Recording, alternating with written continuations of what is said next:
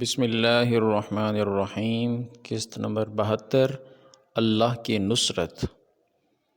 جب تمام مشرکوں کو گڑھے میں ڈال دیا گیا تو حضور نبی کریم صلی اللہ علیہ وسلم اس گڑھے کے ایک کنارے پر آ کھڑے ہوئے۔ وہ وقت رات کا تھا۔ بخاری اور مسلم کی روایت میں ہے کہ جب نبی اکرم صلی اللہ علیہ وسلم کو کسی غزوہ میں فتح حاصل ہوتی تو آپ صلی اللہ علیہ وسلم اسی مقام پر 3 رات قیام فرماتے تھے۔ تیسرے دن آپ صلی اللہ علیہ وسلم نے لشکر کو تیاری کا حکم دیا۔ وہاں سے کوچ کرتے وقت آپ صلی اللہ علیہ وسلم صحابہ کرام رضوان اللہ علیہم اجمعین کے ساتھ اس گڑھے کے کنارے کھڑے ہو کر ان لاشوں سے مخاطب ہوئے اور فرمایا: اے فلاں بن فلاں اور اے فلاں بن فلاں، کیا تم نے دیکھ لیا کہ اللہ اور اس کے رسول کا وعدہ کتنا سچا تھا؟ میں نے تو اس وعدے کو سچ پایا جو اللہ تعالیٰ نے مجھ سے فرمایا تھا۔ آپ صلی اللہ علیہ وسلم نے لوگوں کے نام بھی لیے، مثلاً فرمایا: اے ربیعہ، اے شیبہ بن ربیعہ، اے امیہ بن خلف اور اے ابو جہل بن ہشام، تم لوگ نبی کا خاندان ہوتے ہوئے بہت برے ثابت ہوئے۔ تم مجھے جھٹلاتے تھے جبکہ لوگ میری تصدیق کر رہے تھے۔ تم نے مجھے وطن سے نکالا جبکہ دوسروں نے مجھے پناہ دی۔ تم نے میرے مقابلے میں جنگ کی جبکہ غیروں نے میری مدد کی۔ آپ صلی اللہ علیہ وسلم کے یہ الفاظ سن کر حضرت عمر رضی اللہ تعالی عنہ نے عرض کیا: اے اللہ کے رسول، آپ ان مردوں سے باتیں کر رہے ہیں جو بے روح لاشیں ہیں۔ ان کے جواب میں آپ صلی اللہ علیہ وسلم نے ارشاد فرمایا: جو کچھ میں کہہ رہا ہوں اس کو تم لوگ اتنا نہیں سن رہے جتنا یہ سن رہے ہیں، مگر یہ لوگ اب جواب نہیں دے سکتے۔ حضور صلی اللہ علیہ وسلم نے فتح کی خبر مدینہ منورہ بھیج دی۔ مدینہ منورہ میں فتح کی خبر حضرت زید بن حارثہ رضی اللہ عنہ لائے تھے۔ انہوں نے یہ خوشخبری بلند آواز میں یوں سنائی: اے گروہ انصار، تمہیں خوشخبری ہو رسول اللہ صلی اللہ علیہ وسلم کی سلامتی اور مشرکوں کے قتل اور گرفتاری کی۔ قریشی سرداروں میں سے فلاں فلاں قتل اور فلاں فلاں گرفتار ہو گئے ہیں۔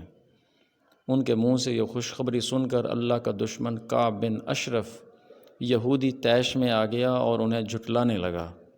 ساتھ ہی اس نے کہا: اگر محمد صلی اللہ علیہ وسلم نے ان بڑے بڑے سرماؤں کو مار ڈالا ہے تو زمین کی پشت پر رہنے سے زمین کے اندر رہنا بہتر ہے، یعنی زندگی سے موت بہتر ہے۔ فتح کی یہ خبر وہاں اس وقت پہنچی جب مدینہ منورہ میں حضور صلی اللہ علیہ وسلم کی صاحبزادی وفات پا چکی تھیں اور ان کے شوہر حضرت عثمان رضی اللہ عنہ اور وہاں موجود صحابہ کرام ان کو دفن کر کے قبر کی مٹی برابر کر رہے تھے۔ حضرت صلی اللہ علیہ وسلم کو جب حضرت رقیہ رضی اللہ عنہا کی وفات کی اطلاع دی گئی تو ارشاد فرمایا: الحمدللہ، اللہ کا شکر ہے، شریف بیٹیوں کا دفن ہونا بھی عزت کی بات ہے۔ فتح کی خبر سن کر ایک منافق بولا: اصل بات یہ ہے کہ تمہارے ساتھی شکست کھا کر تتر بتر ہو گئے ہیں اور اب وہ کبھی ایک جگہ جمع نہیں ہو سکیں گے۔ محمد صلی اللہ علیہ وسلم کی اونٹنی پر زید بن حارثہ رضی اللہ عنہ بیٹھ کر آئے ہیں۔ اگر محمد صلی اللہ علیہ وسلم زندہ ہوتے تو اپنی اونٹنی پر خود سوار ہوتے، مگر یہ زید ایسے بدحواس ہو رہے ہیں کہ انہیں خود بھی پتہ نہیں کہ کیا کہہ رہے ہیں۔ اس پر حضرت اسامہ رضی اللہ عنہ نے اس سے کہا: او اللہ کے دشمن، محمد صلی اللہ علیہ وسلم کو آ لینے دو، پھر تجھے معلوم ہو جائے گا کسے فتح ہوئی ہے اور کسے شکست ہوئی ہے۔ پھر نبی اکرم صلی اللہ علیہ وسلم مدینہ منورہ کی طرف روانہ ہوئے۔ راستے میں صفراء کی گھاٹی پر پہنچے تو اس جگہ آپ صلی اللہ علیہ وسلم نے مال غنیمت تقسیم فرمایا۔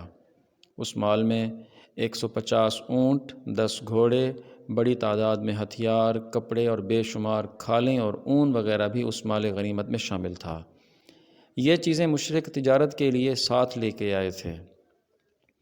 اس موقع پر آپ صلی اللہ علیہ وسلم نے اعلان فرمایا: جس شخص نے کسی مشرک کو قتل کیا اس مشرک کا سامان اسی کو ملے گا، اور جس نے کسی مشرک کو گرفتار کیا وہ اسی کا قیدی ہوگا۔ آپ صلی اللہ علیہ وسلم نے اس مال میں سے ان لوگوں کے بھی حصے نکالے جو غزوہ بدر میں حاضر نہیں ہو سکے تھے۔ یہ وہ لوگ تھے جنہیں خود حضرت صلی اللہ علیہ وسلم نے کسی وجہ سے جنگ میں حصہ لینے سے منع کر دیا تھا، جیسا کہ حضرت عثمان رضی اللہ عنہ کو جنگ میں حصہ لینے سے روک دیا گیا تھا، کیونکہ حضرت رقیہ رضی اللہ عنہ بہت بیمار تھیں اور خود حضرت عثمان رضی اللہ عنہ کو بھی ان دنوں چیچک نکلی ہوئی تھی۔ اس لیے آپ صلی اللہ علیہ وسلم نے حضرت عثمان رضی اللہ عنہ کو اصحاب بدر میں شمار فرمایا۔ اسی طرح حضرت ابو لبابہ رضی اللہ عنہ تھے، انہیں خود آپ صلی اللہ علیہ وسلم نے مدینہ والوں کے پاس بطور محافظ چھوڑا تھا، اور حضرت عاصم بن عدی رضی اللہ عنہ کو آپ صلی اللہ علیہ وسلم نے قبا اور عالیہ والوں کے پاس چھوڑا تھا۔ اسی طرح حضور صلی اللہ علیہ وسلم نے ان لوگوں کا بھی حصہ نکالا جنہیں جاسوسی کی غرض سے بھیجا گیا تھا تاکہ وہ دشمن کی خبریں لائیں۔ یہ لوگ اس وقت واپس لوٹے تھے جب جنگ ختم ہو چکی تھی۔ اسی مقام پر آپ صلی اللہ علیہ وسلم نے قریش کے قیدیوں میں سے نضر بن حارث کو قتل کرنے کا حکم فرمایا۔ یہ شخص قرآن کریم اور حضرت صلی اللہ علیہ وسلم کے بارے میں بہت سخت الفاظ استعمال کرتا تھا۔ اسی طرح کچھ آگے چل کر آپ صلی اللہ علیہ وسلم نے عقبہ بن ابی معیط کے قتل کا حکم فرمایا۔ یہ بھی بہت فتنہ پرور تھا، اس نے ایک بار آپ صلی اللہ علیہ وسلم کے چہرہ انور پر تھوکنے کی کوشش بھی کی تھی، اور ایک بار حضور صلی اللہ علیہ وسلم کو نماز میں سجدے کی حالت میں دیکھ کر اس نے آپ صلی اللہ علیہ وسلم کی گردن مبارک پر اونٹ کی اوجھڑی لا کر رکھ دی تھی۔ حضور صلی اللہ علیہ وسلم نے اس سے ارشاد فرمایا تھا، مکہ سے باہر میں جب بھی تجھ سے ملوں گا تو اس حالت میں ملوں گا کہ تلوار سے تیرا سر قلم کروں گا۔ اس کے بعد حضور صلی اللہ علیہ وسلم آگے روانہ ہوئے اور پھر مدینہ منورہ کے قریب پہنچ گئے۔ یہاں پر لوگ مدینہ سے باہر نکل آئے تھے تاکہ حضور صلی اللہ علیہ وسلم اور مسلمانوں کا استقبال کر سکیں اور فتح کی مبارکباد دے سکیں۔ پھر آپ صلی اللہ علیہ وسلم مدینہ منورہ میں داخل ہوئے تو شہر کی بچیوں نے دف بجا کر استقبال کیا۔ وہ اس وقت یہ گیت گا رہی تھیں، ہمارے سامنے 14ویں کا چاند طلوع ہوا ہے، اس نعمت کے بدلے ہم پر اللہ کا شکر ادا کرنا واجب ہے۔ دوسری طرف مکہ معظمہ میں قریش کے شکست کی خبر پہنچی۔ خبر لانے والے نے پکار کر کہا، لوگو، عتبہ اور شیبہ قتل ہو گئے، ابو جہل اور امیہ بھی قتل ہو گئے، اور قریش کے سرداروں میں سے فلاں فلاں بھی قتل ہو گئے، فلاں فلاں گرفتار کر لیے گئے۔ یہ وحشتناک خبر تھی۔ خبر سن کر ابو لہب گھسٹتا ہوا باہر آیا۔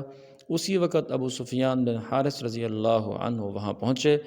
یہ حضور صلی اللہ علیہ وسلم کے چچا زاد بھائی تھے، اس وقت مسلمان نہیں ہوئے تھے۔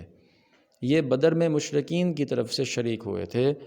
ابو لہب نے انہیں دیکھتے ہی پوچھا، میرے نزدیک آؤ اور سناؤ کیا خبر ہے؟ ابو سفیان بن حارث رضی اللہ عنہ نے جواب میں میدان جنگ کی جو کیفیت سنائی وہ یہ تھی، خدا کی قسم، بس یوں سمجھ لو جیسے ہی ہمارا دشمن سے ٹکراؤ ہوا، ہم نے گویا اپنی گردنیں ان کے سامنے پیش کر دیں، اور انہوں نے جیسے چاہا ہمیں قتل کرنا شروع کر دیا، جسے چاہا گرفتار کیا۔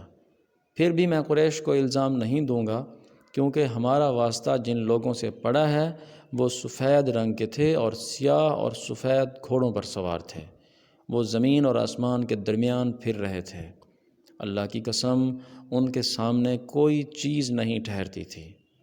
ابو رافع رضی اللہ عنہ کہتے ہیں، یہ سنتے ہی میں نے کہا، تب تو خدا کی قسم وہ فرشتے تھے۔ سیرت کا یہ مبارک سلسلہ جاری ہے۔ آپ سے گزارش ہے چینل کو سبسکرائب کریں، ویڈیو کو لائک کریں اور اسے دوستوں کو شیئر کریں۔ آپ کے تعاون کا شکریہ۔ جزاکم اللہ خیراً کثیرا۔